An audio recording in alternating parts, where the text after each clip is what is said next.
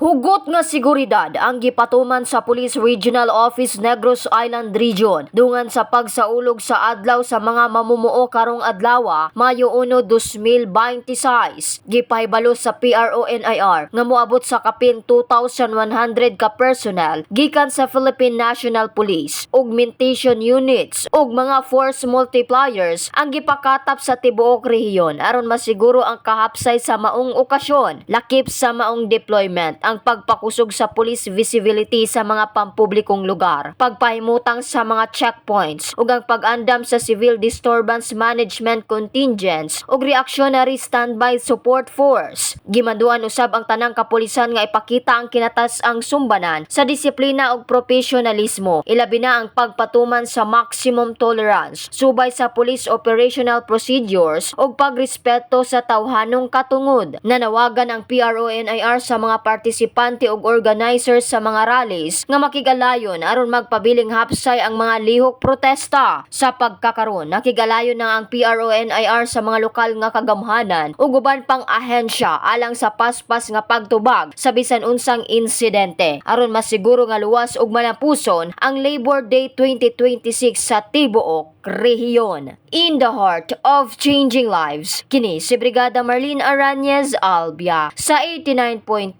Brigada News FM San Carlos, the Music and News Authority.